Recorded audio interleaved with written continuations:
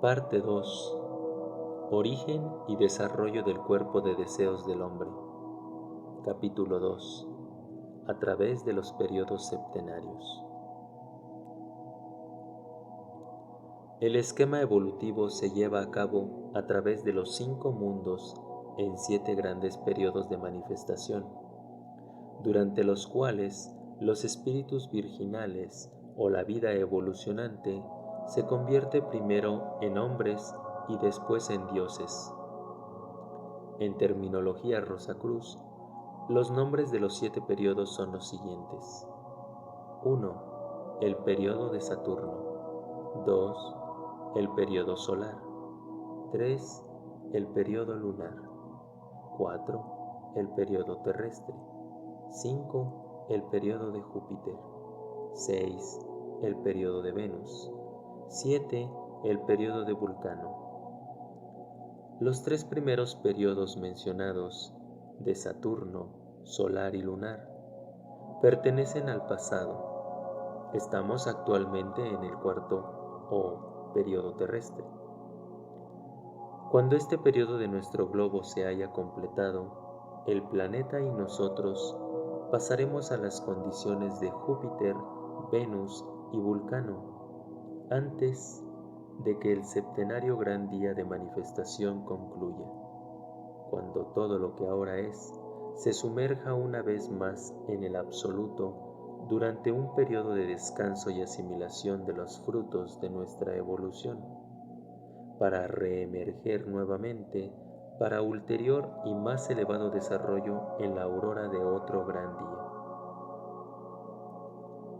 Los 3 periodos y medio ya pasados han sido empleados en la adquisición de nuestros vehículos y conciencia actual. Los 3 periodos y medio restantes se dedicarán a perfeccionar esos vehículos y a expansionar nuestra conciencia hasta un punto equivalente a la omnisciencia.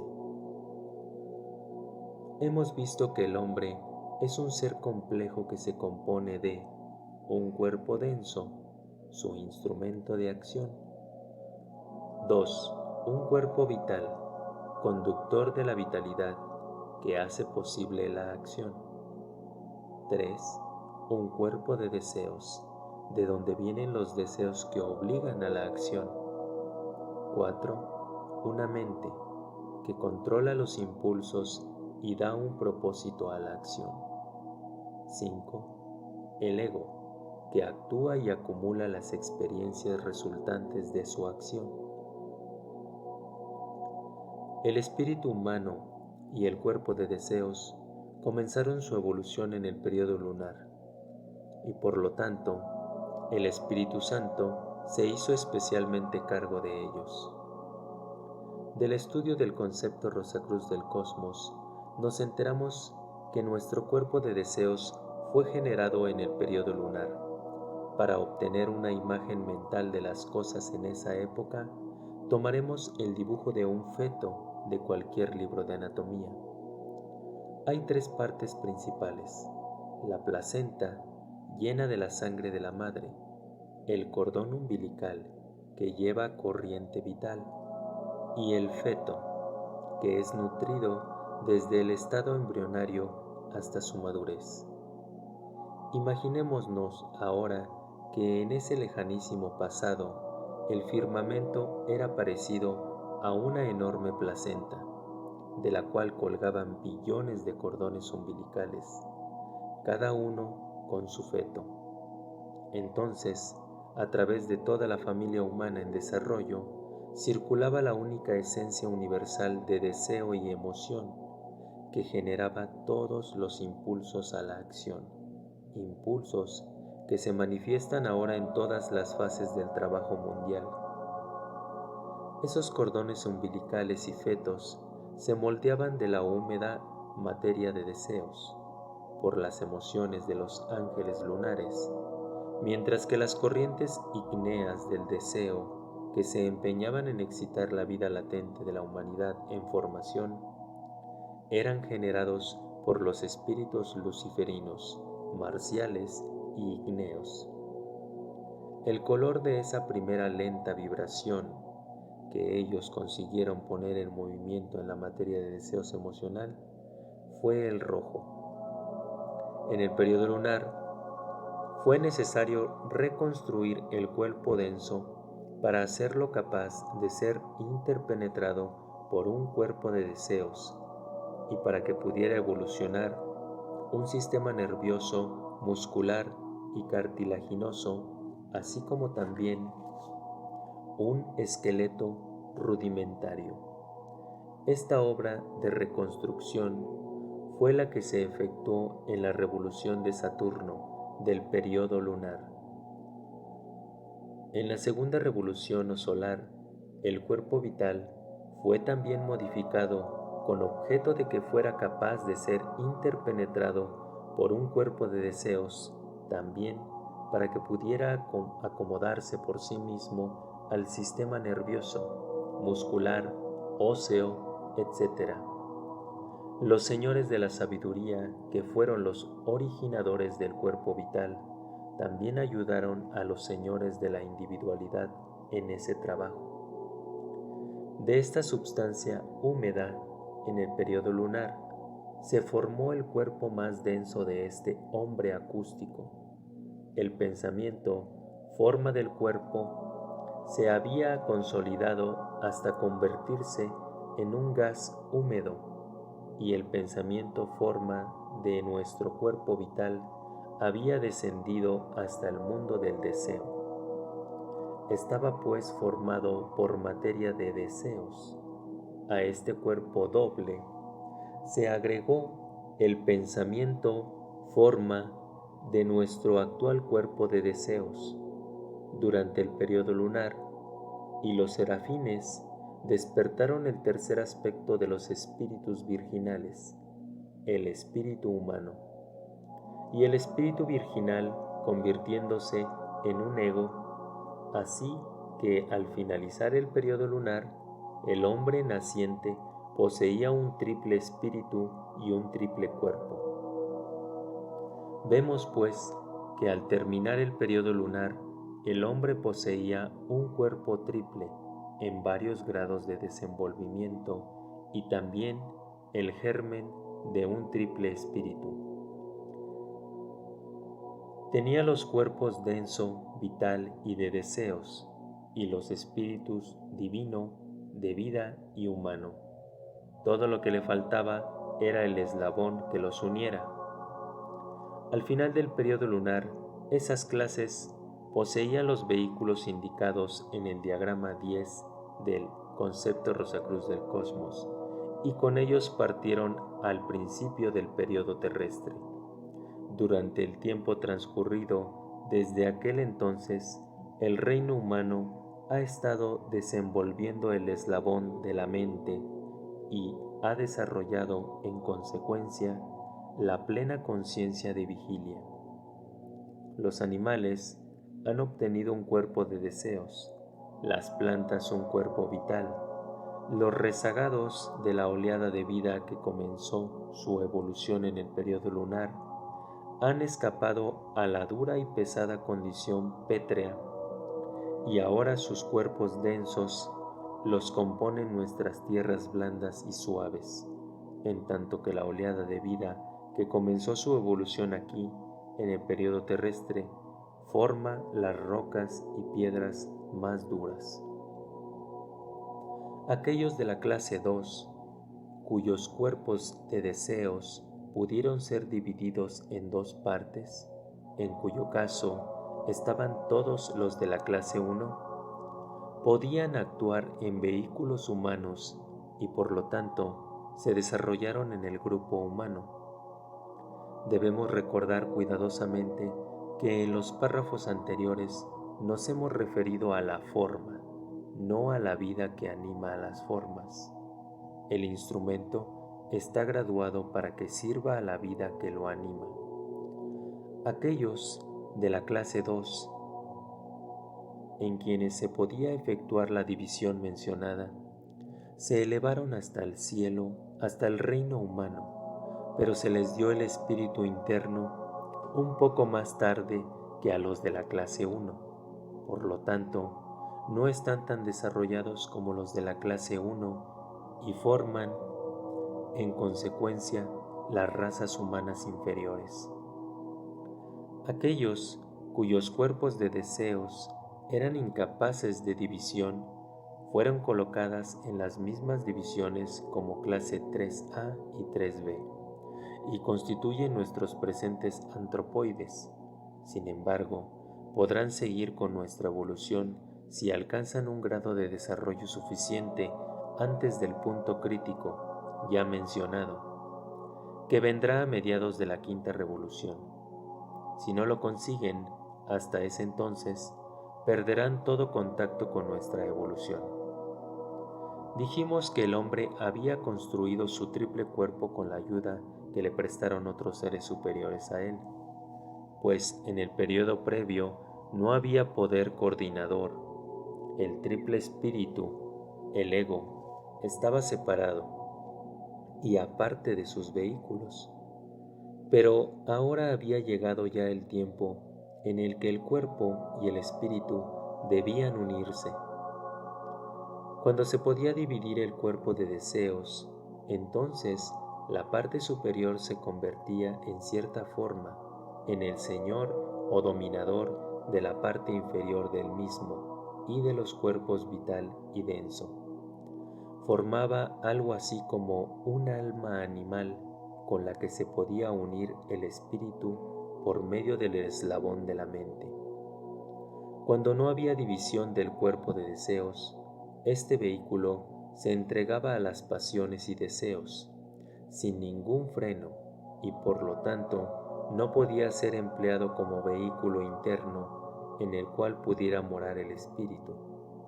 Así que, entonces, se lo puso bajo el gobierno de un espíritu grupo, quien lo guiaba desde fuera y se convirtió en un cuerpo animal, y esa clase es la que ahora ha degenerado convirtiéndose en el cuerpo de los antropoides. Conforme el cuerpo de deseos admitía la división, así el cuerpo denso iba adquiriendo gradualmente la posición vertical, apartando así su espina dorsal del alcance de las corrientes horizontales del mundo del deseo, por medio de las cuales obra el espíritu grupo sobre el animal, a través de su espina dorsal horizontal. El ego podía entonces entrar dentro, obrando y expresándose a sí mismo por medio de la espina dorsal vertical y construir la laringe vertical, así como el cerebro para su expresión adecuada en el cuerpo denso. La laringe horizontal está también bajo el dominio del espíritu grupo, si bien es cierto que algunos animales tales como los estorninos, cotorras, loros, etc., ya mencionados, pueden emitir palabras por poseer laringe vertical. No pueden emitirlas inteligentemente. El emplear palabras para expresar el pensamiento es el más alto privilegio de la humanidad y solo puede ser efectuado por una entidad que piense y razone análoga al hombre. En la época polar, el hombre adquirió el cuerpo denso como instrumento de acción. En la época hiperbórea se agregó el cuerpo vital, que dio la fuerza de movimiento necesaria para la acción. En la época lemúrica, el cuerpo de deseos suministró el incentivo para la acción. En la tercera, o época lemúrica, el hombre desarrolló un cuerpo de deseos, vehículo de pasiones y emociones, y estaba constituido como los animales. Entonces la leche, un producto de animales vivientes, se agregó a su comida, pues las emociones obran más fácilmente sobre esta substancia. Se describe a Abel, el hombre de esta época, como a un pastor. En ninguna parte se dice que mató animales para alimentarse de ello. La tercera o época lemúrica presenta condiciones análogas al periodo lunar, pero con una atmósfera más densa. El núcleo ígneo de la Tierra estaba en el centro y en torno estaban las aguas hirvientes y por fuera la atmósfera húmeda y caliente o la neblina ígnea. Pues de esta manera Dios separó Dios separó la tierra seca de las aguas, como se dice en la Génesis, es decir, se separó la humedad densa del vapor y el hombre vivía sobre algunas islas de formación sólida o costras esparcidas en el océano ígneo o aguas hirvientes. Su cuerpo se había solidificado un tanto. Tenía un tronco, brazos, piernas y la cabeza empezaba a formarse. Se incorporó el cuerpo de deseos y el hombre fue puesto bajo la tutela de los arcángeles. En un pasado lejanísimo, cuando el hombre estaba en contacto con los mundos internos, esos órganos, el cuerpo pituitario y la glándula pineal, eran el medio de ingreso a ellos y volverán a servir con igual propósito en un estado ulterior. Estaban relacionados con el sistema nervioso simpático o involuntario. El hombre veía entonces los mundos interiores como en el periodo lunar, la última parte de la época lemúrica y principio de la Atlante. Las imágenes se presentaban completamente independientes de su voluntad. Los centros sensoriales de su cuerpo de deseos giraban en dirección contraria a las manecillas de un reloj, siguiendo negativamente el movimiento de la Tierra, que gira en torno a su eje en esa dirección, como actualmente giran los centros de los médiums. En la mayoría de los hombres, esos centros son inactivos, pero el desenvolvimiento apropiado los pondrá en movimiento en la misma dirección que las manecillas de un reloj. La mente se le dio al hombre en la época Atlante para que tuviera propósito en la acción, pero como el ego era excesivamente débil y la naturaleza pasional de deseos muy fuerte, la mente naciente se unió al cuerpo de deseos y de ahí resultó la astucia, causa de todas las maldades de mediados del último tercio de la época Atlante. En un futuro remoto, el cuerpo de deseos del hombre estará tan bien organizado como los cuerpos vital y denso. Cuando se alcance esa etapa, podremos funcionar perfectamente en el cuerpo de deseos, como lo hacemos ahora en el denso, que es el más antiguo y el mejor organizado de los vehículos humanos, siendo el cuerpo de deseos el más nuevo.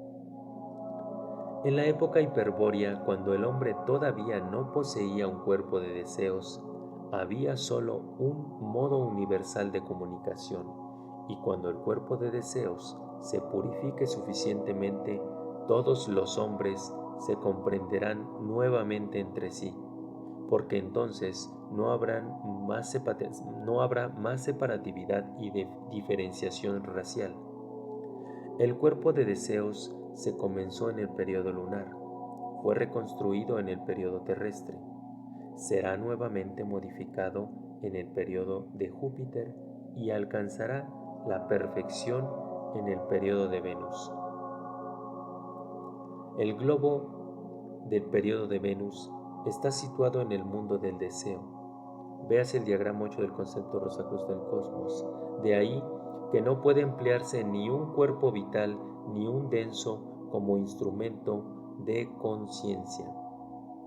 En consecuencia, las esencias de los cuerpos vital y denso perfeccionados serán incorporados allí al perfeccionamiento cuerpos de deseos, convirtiéndose así el último en un vehículo de cualidades trascendentales, maravillosamente adaptado y sensibilísimo al menor anhelo del espíritu interno, tan superior a nuestras presentes limitaciones, que está más allá de nuestra más elevada concepción.